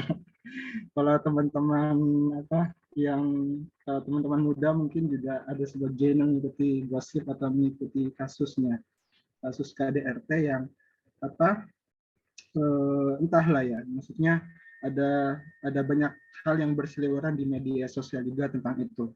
Tapi yang saya ingin respon adalah memang di satu sisi damai tanpa syarat, ya kasih tanpa syarat gitu. Tapi dalam konteks kasus KDRT, kemudian kalau itu selalu diselesaikan dengan perdamaian, diselesaikan dengan si perempuannya kemudian menerima begitu, walaupun juga kita belum tahu juga menerima ini nanti bagaimana negosiasinya, apakah kemudian ada pembicaraan lebih lanjut di belakang, kan kita juga tidak tahu. Tapi secara umum in general, ketika kasus KDRT itu selalu dinormalisasi bahwa ya sudahlah perempuan menerima damai tanpa syarat, apakah kemudian itu tidak kemudian melanggengkan kekerasan juga terhadap perempuan, misalnya akhirnya laki-laki dalam hal ini atau mungkin yang punya kuasa di rumah tangga itu bisa terus melakukan kekerasan, karena atau pada akhirnya nanti yang jadi korban akan damai, ujungnya damai gitu. Nah,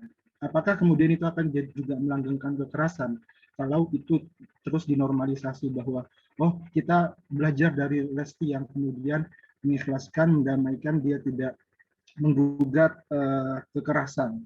Di satu sisi ketika seperti itu kemudian bagaimana konteks hukum, karena kan di satu sisi kita punya hukum, kita punya undang-undang, aturan, kitab suci pun juga mengatur aturan-aturan ya, bagaimana relasi kita dengan keluarga, dengan masyarakat, itu juga ada aturan-aturannya.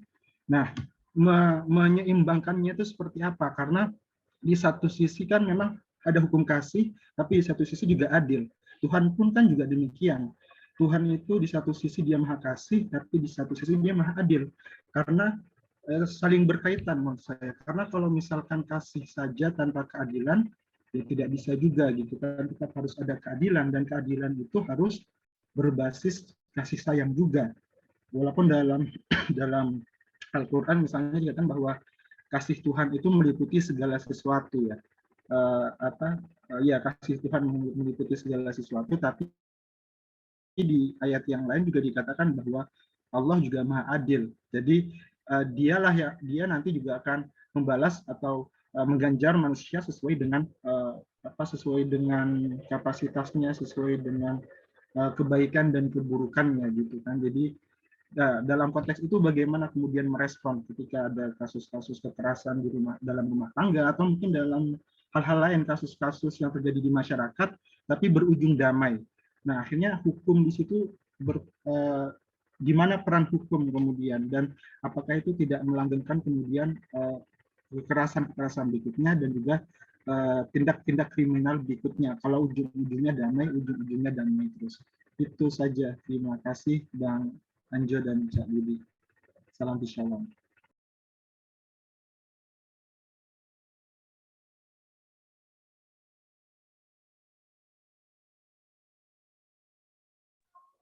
Oke, mungkin langsung bisa direspon oleh Ko Anjo dan juga Cak Budi. Mungkin kalau ada teman lain yang mau merespon juga boleh. Adakah yang lain dulu? Iya, saya terbuka ya. Boleh banget teman-teman yang lainnya mungkin mau merespon tanggapan dari Mas Rahmat. Boleh ya, monggo. Silahkan. Mungkin sambil nunggu kita dengar ini dari Ko Anjo dan juga Cak Budi. Ya, Cak Budi dulu ya. Saya belum tadi ya. Ayo, jenengan dulu. Ayo, Mas. Ya, sebelum Rahmat tadi apa pertanyaannya apa ya? Sampai lupa dan. Oke, dowo mau pertanyaannya, Mas. Tadi dari Kak Desi nih itu kok terkait apakah Pak Anjo itu pernah merasa lelah? Oh iya. Ya, lelahnya karena apa? Bagaimana untuk bisa bangkit kembali gitu? Kalau secara manusia ya, kita manusia normal itu pasti ada capeknya ya. Kalau terus orang kerja terus pasti ada capeknya dan perlu istirahat. Cuma kalau dalam hal capek di dalam artian bahwa Kak Budi tadi memberikan contoh kalau sudah berusaha terus kemudian mengecewakan ya, hasilnya mengecewakan, atau yang sudah mengatakan misalnya tadi rapat datang terus nggak datang seperti itu, ya ada juga perasaan kecewa itu pasti ada ya, pasti kenapa kok bisa begitu ya. Tetapi memang ya syukur alhamdulillah kalau sampai hari ini saya belum pernah berhenti, kira-kira gitu ya, karena faktor-faktor eksternal itu kemudian saya jadi berhenti. Karena ya bagi saya pribadi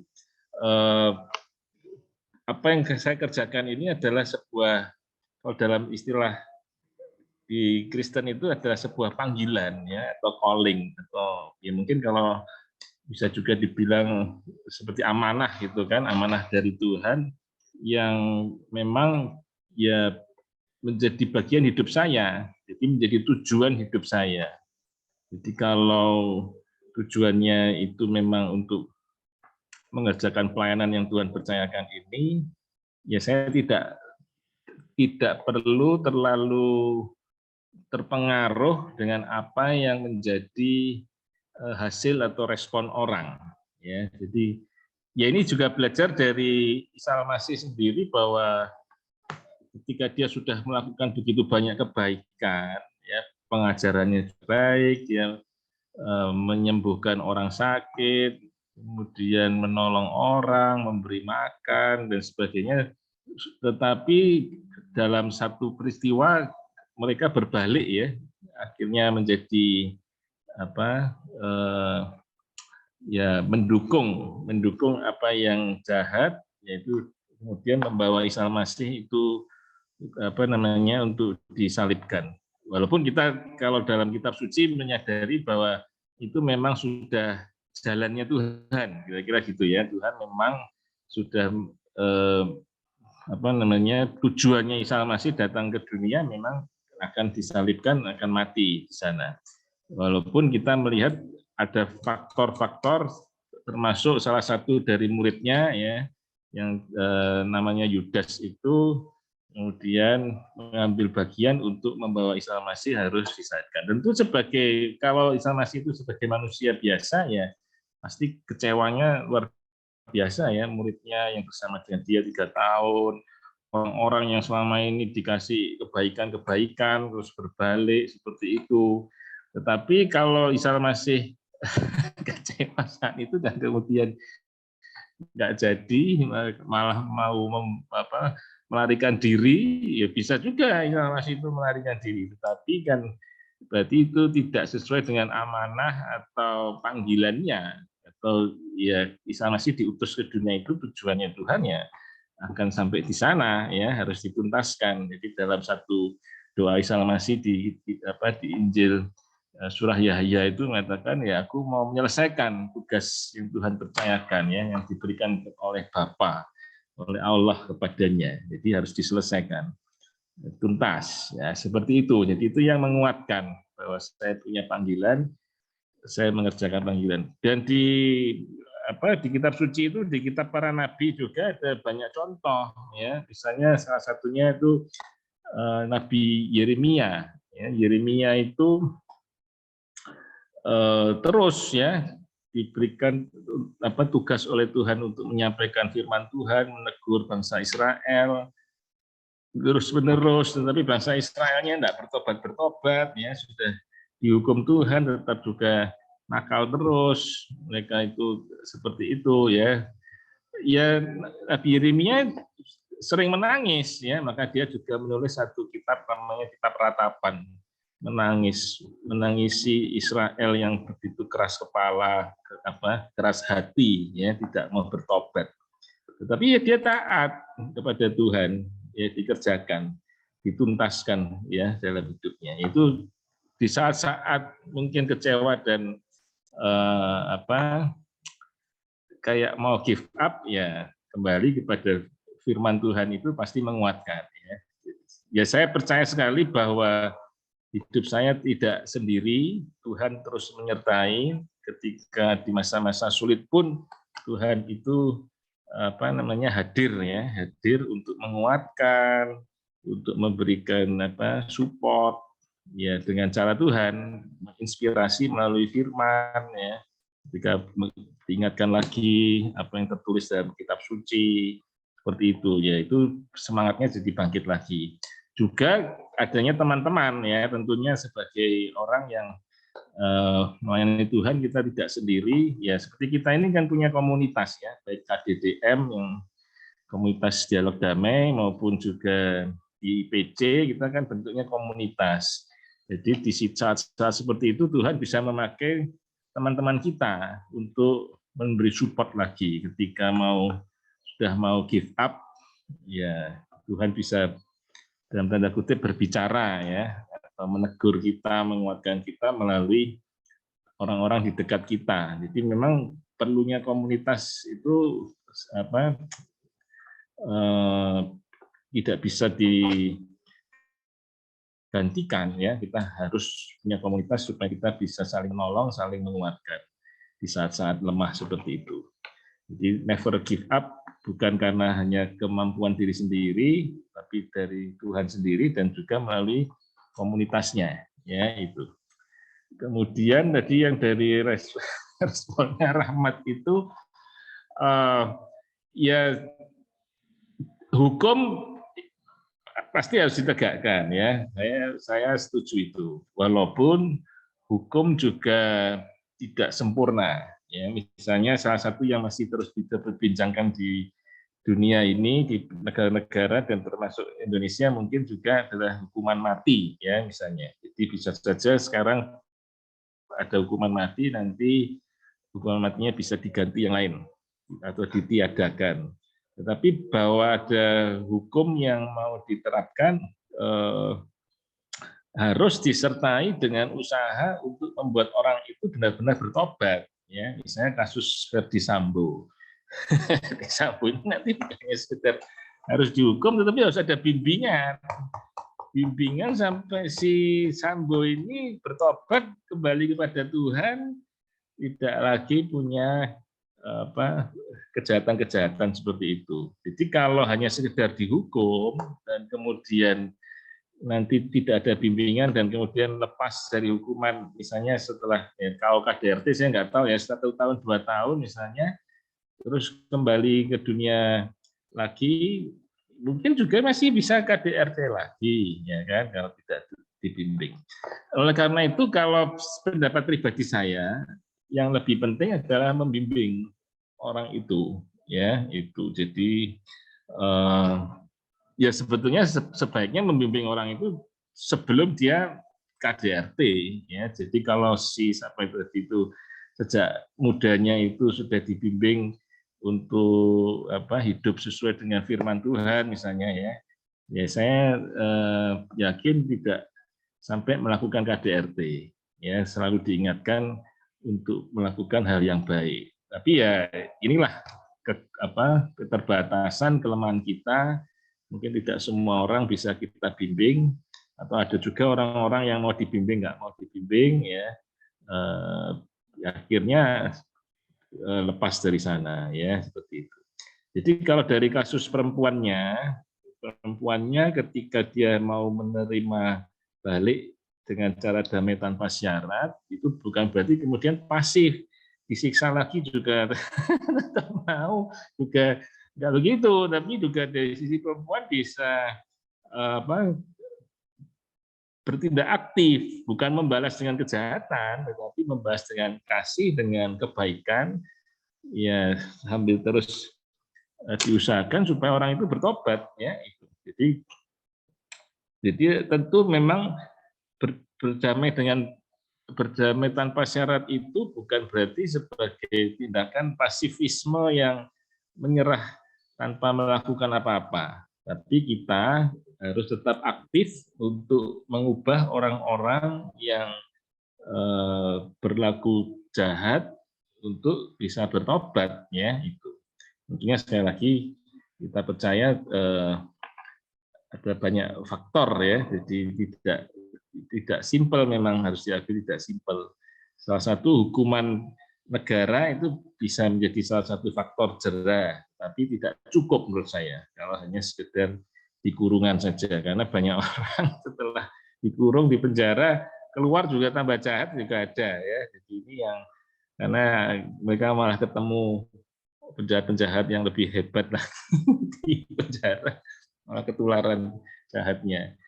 Ya itu mungkin yang bisa saya katakan, tetapi memang bagaimanapun hasilnya ya kita tidak menjadi kemudian menyerah ya. Sudahlah kalau gitu sudah nggak bisa lagi, ya sudah, buat apa ya. Tapi tidak, kita mencoba untuk terus berusaha, karena sekali lagi itu panggilan kita. Kita semuanya di sini kan peacemaker ya. Panggilan kita do our best, ya nanti yang di luar kemampuan kita pasti Tuhan yang mengerjakan ya. Itu dari saya.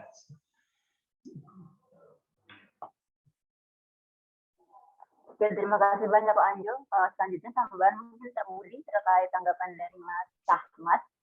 Dan kira-kira Ya, tadi, sedikit aja mungkin ya, surat 13, 22 sampai 24, kemudian Quran surat 5 ayat 45. Jadi memang ada hukum, boleh kita pakai hukum yang bukan hukum Tuhan ya, hukum manusia boleh kita pakai, tapi hukum yang dibuat manusia itu penuh dengan kepentingan.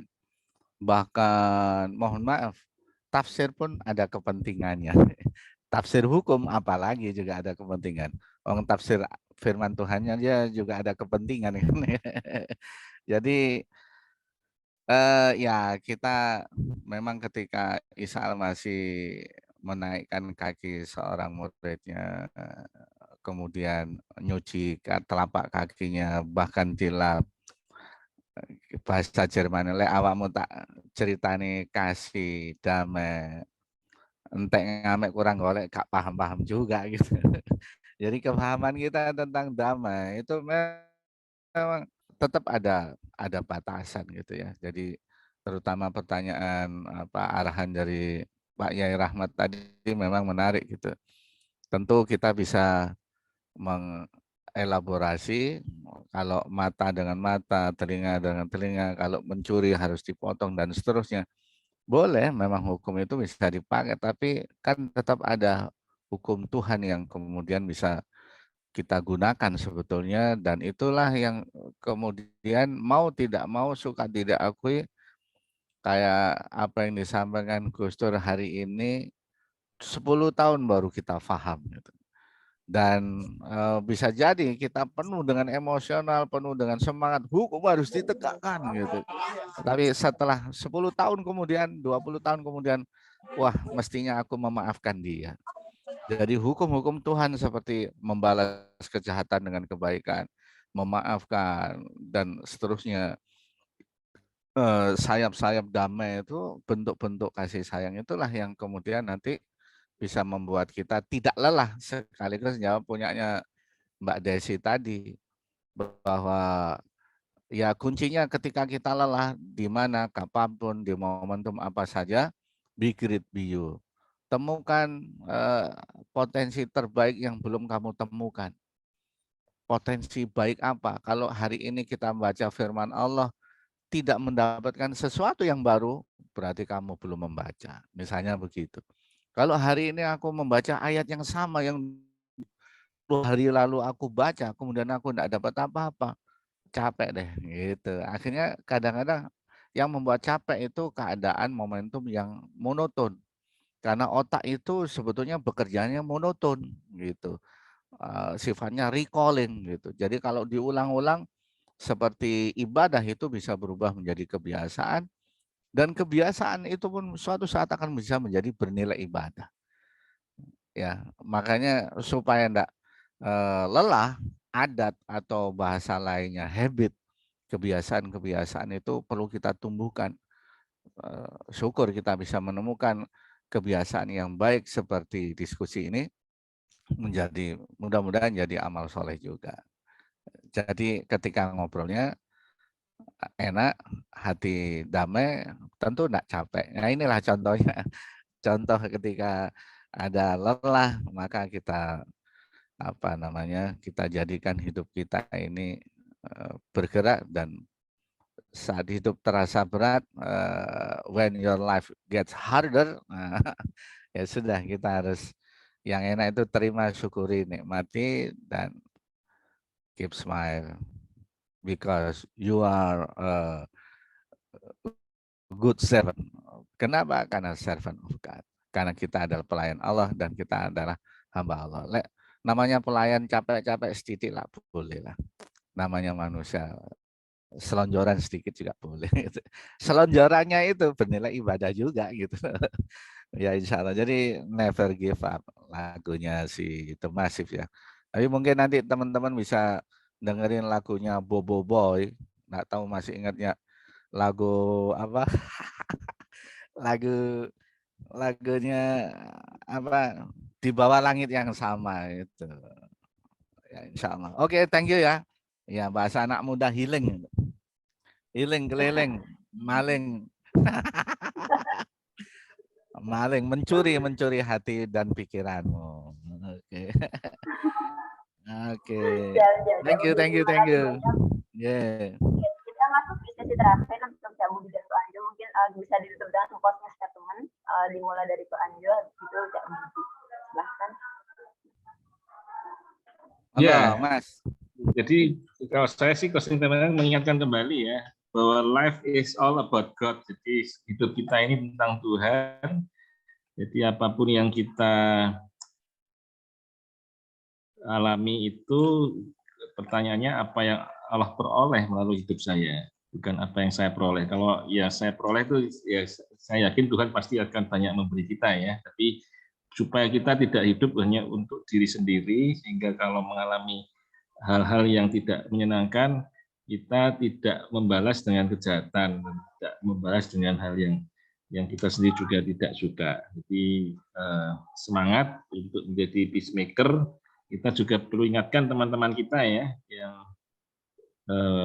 maksudnya saling mengingatkan seperti itu, kita tidak berjalan sendiri. Oke, semangat. Oke, terima kasih Kak Anjo.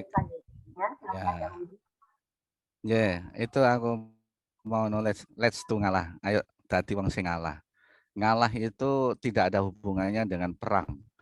Tidak ada hubungannya dengan menang dan kalah. Ngalah itu berasal dari dua kata, nga dan Gusti Allah. Jadi ngalah itu adalah hari ini Allah, kemarin Allah, dan sisa hidup kita Allah. Jadi dadi menungso wis itu. Karena manungsa itu manunggaling rasa, menyatunya Allah dengan aku. Waduh, udah keren. Karena Allah itu adalah Rahman Rahim, nah hidup kita damai. Matur nuwun, mohon maaf lahir batin.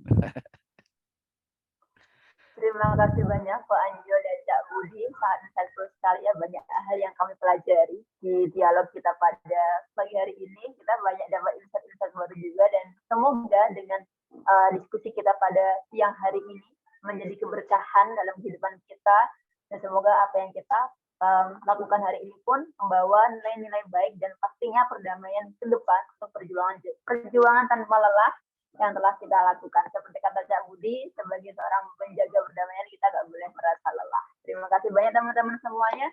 Saya Olive, moderator pada diskusi pada hari ini, mengucapkan terima kasih dan mohon maaf apabila ada salah-salah kata. Wassalamualaikum warahmatullahi wabarakatuh. Salam sejahtera, Om Swastiastu, Rahayu, Rahayu, Rahayu, salam bisalam teman-teman. Nah, tapi jangan kemana ya teman-teman. Di sini kita ada sesi foto, waktu dan tempat saya berikan kepada Kak Anissa. Terima kasih. Terima kasih banyak kepada Olive, Cak Budi, dan juga Ko Anjo. Teman-teman boleh dong kita kasih tepuk tangan online.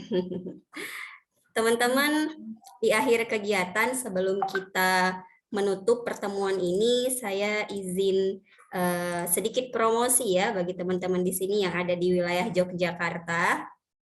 Nanti malam kita ada sebuah kegiatan diskusi merefleksikan kelahiran Nabi Muhammad SAW ya, bersama teman-teman lintas iman. Teman-teman boleh bergabung di kegiatan yang keren ini. Untuk informasinya bisa dicek di Instagram @yipc.indonesia. Selain itu, ada satu kegiatan menarik lagi yang saya pikir teman-teman juga bisa bergabung, kegiatan yang bernama Student Interfaith Peace Camp.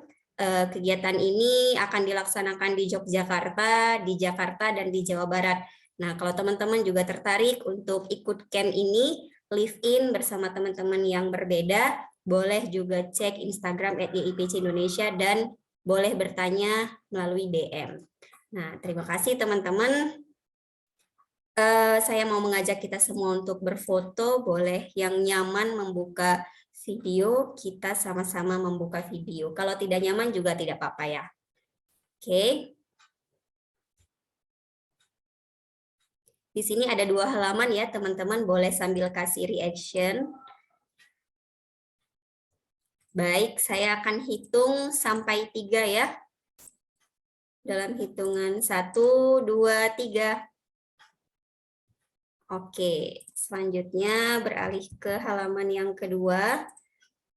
Teman-teman, saya hitung 1, 2, 3. Baik, teman-teman semuanya, terima kasih. Jika teman-teman butuh foto ini ataupun materi dari Cak Budi dan Ko Anjo, nanti boleh WA kontak person yang ada di flyer kegiatan ini ya. Nah, untuk menutup kegiatan kita pada siang hari ini, saya ingin memohon kesediaan Kak Rahmat untuk menutup kita dalam doa. Kepada Kak Rahmat, saya persilahkan. Oke, terima kasih Anissa. Mari kita tutup dalam doa. Bismillahirrahmanirrahim. Alhamdulillahirabbil alamin, hamdan syakirin, hamdan na'imin, hamdan yuwafi ni'amahu wa yukafi'u mazidah. Ya Rabbana lakal hamdu kama yanbaghi li jalali wajhikal karim wa 'azimi sultanik. Ya Allah, ya Tuhan kami, dengan mengucap syukur kami bersyukur kepadamu atas limpahan kasih, karunia, kesehatan, dan kekuatan, sehingga kami bisa mengikuti diskusi dan dialog pada pagi hingga siang hari ini yang benar-benar mencerahkan, dan semoga apa yang disampaikan oleh Bang Anjo dan juga Cak Budi tadi dapat menjadi penyemangat bagi kami, dapat menjadi motivasi bagi kami untuk tidak lelah, tidak patah semangat untuk terus menyebar damai dan kasih sebagaimana yang telah Engkau tuliskan di dalam kitab suci. Allahumma antas salam wa minkas salam wa ilaika ya'udus salam fahayyina rabbana bis salam wa adkhilnal jannata daras salam tabarakta rabbana wa ta'ala ya dzal jalali wal ikram. Ya Allah, Engkaulah zat yang maha damai, darimulah segala kedamaian, dan kepadamulah kedamaian itu akan kembali. Dan biarkanlah kami hidup dalam kedamaian, dan kami akan kembali kepadamu juga dalam kondisi yang penuh damai. Ini doa kami ya Allah, berkahi langkah dan perjuangan kami. Amin. Terima kasih banyak pada Kak Rahmat. Teman-teman, terima kasih untuk partisipasinya. Sampai jumpa di kegiatan Peace Dialog yang berikutnya. Salam Peace Shalom.